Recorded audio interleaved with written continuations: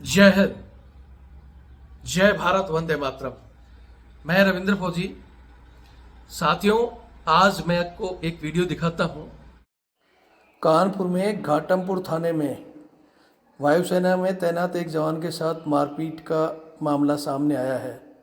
जवान के कान का पर्दा फट गया है।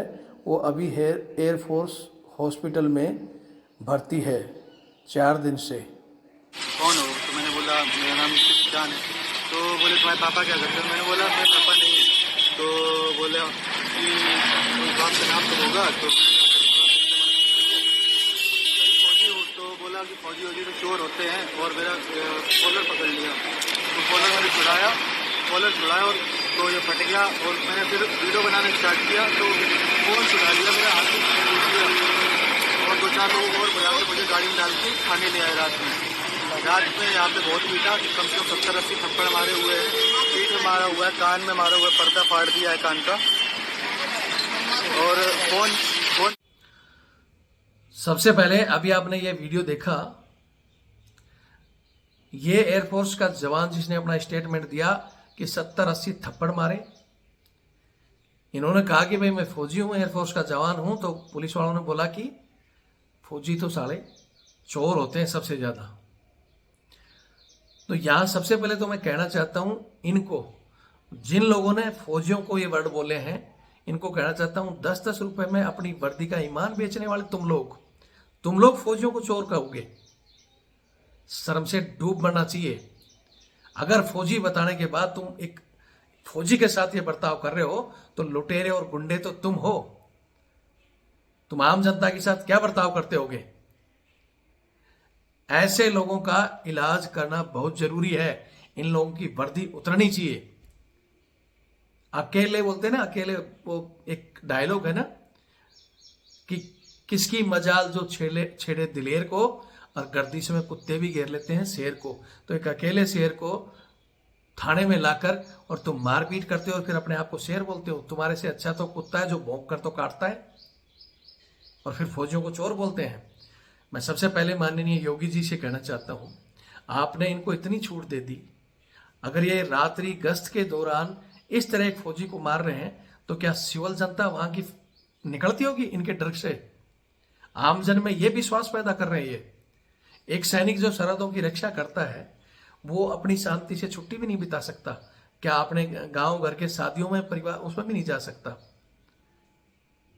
ऐसी घटनाएं अगर यूपी में होंगी तो मोदी योगी जी, ये आपका जो आपने अच्छा माहौल यूपी में बनाया है, उस माहौल को गंदा ये लोग कर रहे हैं। क्या घटना थी, कैसे क्या हुआ, आगे मैं इसका भी विवरण करूंगा। अब तक इन्होंने क्या किया? अब तक के पुलिस वाले सस्पेंड तक नहीं हुए, जबकि इस जवान की माताजी की तरफ से लिखित शिकायत डीसीपी साहब को दे दी गई, लेकिन ये सस्पेंड नहीं हुए। हमारा वो जवान 4 दिन से आज हॉस्पिटल में पड़ा है, जिसको अपनी छुट्टी काटनी थी और फिर देश सेवा के लिए जाना था। अगर यही काम किसी पुलिस वाले के साथ कोई कर दे तो ये तुरंत राज्य कार्य में बाधा डालकर उसको उठाकर गिरफ्तार कर देंगे। तो क्यों नहीं इन पर एफआईआर हो और इनको गिरफ्तार किया जाए, इनकी वर्दी उतारी जाए? क्यों नहीं भाई? कानून सबके लिए बराबर है, तो फिर वो भी तो एक सरकारी जवान है, उसके साथ ऐसा, इनके साथ ऐसा बर्ताव क्यों नहीं किया जा रहा? हमारे देश के रक्षा मंत्री प्रधानमंत्री जी से कहना चाहता हूं कि कब तक ये जवान यूं ही पिटते रहेंगे? कभी जवान, कभी जैशियो, कभी अफसर, कभी किसी कर्नल को थप्पड़ मारकर यूपी पुलिस भाग जाती है। आखिर पुलिस को इस तरह की पावर किसने दी है? और ये लोग ठीक क्यों नहीं हो रहे? क्योंकि लीपापोती कर कर इनका डिपार्टमेंट इनको बचाता है। अगर बोलते हैं एक मछली तालाब को गंदा करती है, इनका डिपार्टमेंट इनको ठीक से पनिशमेंट दे तो ये दोबारा कभी भी ऐसी गलतियां नहीं करेंगे। लेकिन वो लोग इनको बचाते हैं। और हमारा डिपार्टमेंट, हमारे चाहे सेना के हों, एयरफोर्स के अधिकारी हैं, अभी तक क्या किया आपने? वो समय था जब इस तरह की घटनाओं पर सेना टिट फॉर टैट, बोलते ना जैसे को तैसा, अगर इस तरह का डोज मिलता था तो पुलिस राम राम फौजी साहब करके चलती थी। और ऐसे बहुत से उदाहरण हैं जहां पहले के रॉयल अधिकारियों ने अगर उनके जवान को किसी ने टेढ़ी नजर से भी देखे तो उसका खुद का बैठना उठना मुश्किल कर देते थे। इन्होंने जिस तरह 70-80 जवान को मारा है ना थप्पड़, और जो फौजियों को चोर बोला है, अगर वो पहले वाले अधिकारी होते तो अब तक ये रो रहे होते कि देखो फौज ने हमारे साथ क्या है, क्या किया। और देश की भांड मीडिया फिर बड़ा चढ़ाकर न्यूज लिखती, देखो फौजियों ने क्या किया, फौजियों ने ये कर दिया। अब क्यों नहीं किसी भांड मीडिया ने 4 दिन से इस न्यूज को चलाया कि भाई पुलिस पर कार्रवाई करो। तो मैं हमारे जवानों को एक चीज कहना चाहता हूं, कोई आपका साथ नहीं देता, इसलिए हम बार बार आपको कहते हैं संगठित रहो।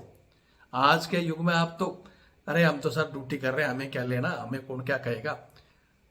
जब मानो कि कर्नल ब्रिगेडियर तक ये लोग मारकर इनका कुछ नहीं बिगड़ता, तो अकेला कोई कुछ नहीं कर सकता। आप क्या हमारी कोई सिविल में कोई घटना होगी तो मदद करेगा, लेकिन जरूरत पड़ने पर तो आप मदद मांगते हो, वैसे जुड़ते नहीं हो।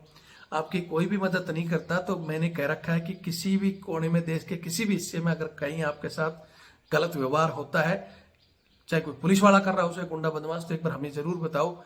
कम से कम हमारे से जो होगा हम आपकी मदद करेंगे। ये मेरा नंबर है 8290354513 8290354513 मेरा व्हाट्सएप और कॉलिंग नंबर है। इस पर लिखो अपना गांव नाम, सर मैं यहाँ का रहने वाला हूँ, मैं इस फोर्स से हूँ, मैं आपसे जुड़ना चाहता हूँ, चाहे सेना को हो, चाहे पैरामिलिट्री फोर्स का किसी का भी जवान हो। और जवान के अलावा आम आदमी भी जुड़ सकता है। अगर आपको इस तरह कोई पुलिस वाला या कोई दबंग परेशान कर रहा है तो हम आपकी आवाज उठाएंगे। लेकिन बस नाम लिखा दिया, जरूरत पड़ी तो रविंदर सर हमारे साथ तो ये घटा है, और उसके बाद में जब रविंदर सर बोलता है कि उस इलाके में भाई ये हो गया और वहां आना है, सर हम तो आपको जानते ही नहीं, मेरे पास तो समय नहीं है, तब तो कोई मतलब नहीं है। मैंने बहुत बार कहा कि एक घातक टीम बना लो जो ऐसे इलाकों की, और रॉयल अधिकारी तो भाई साहब पता नहीं कब जगेंगे। अगर हमारे पास घातक टीम हो तो इनको हम अच्छे से जवाब दे सकते हैं, इनको सस्पेंड भी करा सकते हैं और इनको जेल भी भेज सकते हैं, इनका इलाज भी कर सकते हैं।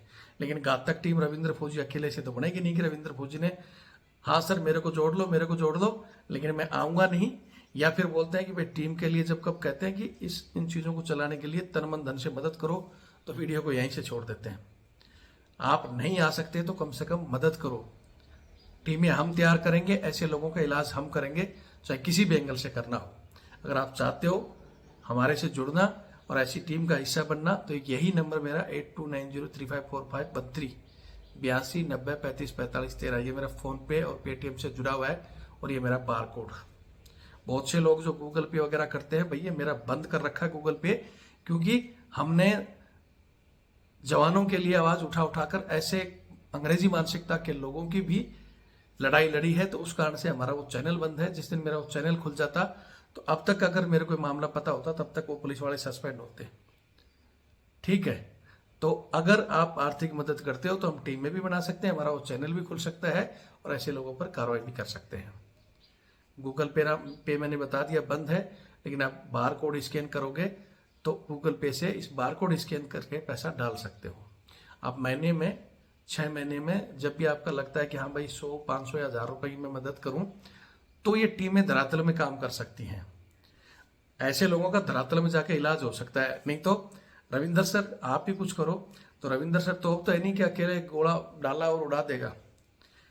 मदद करो, जो मदद नहीं कर सकता कि सर मैं पैसे से नहीं, प्रेजेंट आप जहां कहोगे आऊंगा, तो आप अपना इलाका बताओ, आपको जिम्मेवारी देते हैं कि भाई हाँ उसी इलाके में जब भी ऐसी घटना होती है आ जाओ। 1500 की संख्या में देखते हैं कितना दम है इनमें, लेकिन उसके लिए आपको निकलना पड़ेगा घरों से।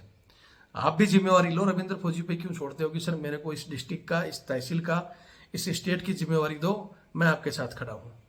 लेकिन सर मेरे को जिम्मेवारी दे दो, मैं कहीं आऊंगा जाऊंगा नहीं, ना मैं पैसे खर्च कर सकता, सिर्फ मेरे को नाम का उस इलाके का प्रेसिडेंट बना दो और उसके बाद भूल जाओ, वो तो काम चलेगा नहीं। यहाँ तो क्रांतिकारी आदमी चाहिए जो हर एंगल से जवानों या कहीं भी किसी के साथ अन्याय अत्याचार होता है उसके लिए लड़ सके और इस तरह गलत करने वालों को सबक सिखा सके।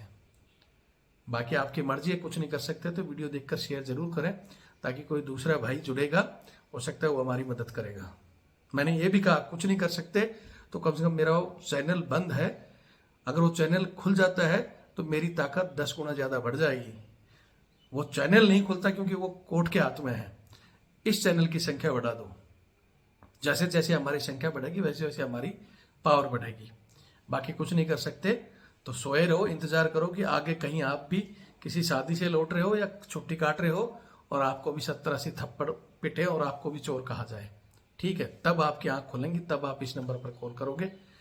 बाकी मैं फिर एक बार बता देता हूं, ये घटना कानपुर के घाटमपुर थाने की है। ये जवान नीतीश जो कि छुट्टी आया हुआ था और अपने पड़ोस में ही किसी उसके साऊ कोई इनका दोस्त था उसकी शादी में गया था। रात को वापसी में जहाँ गए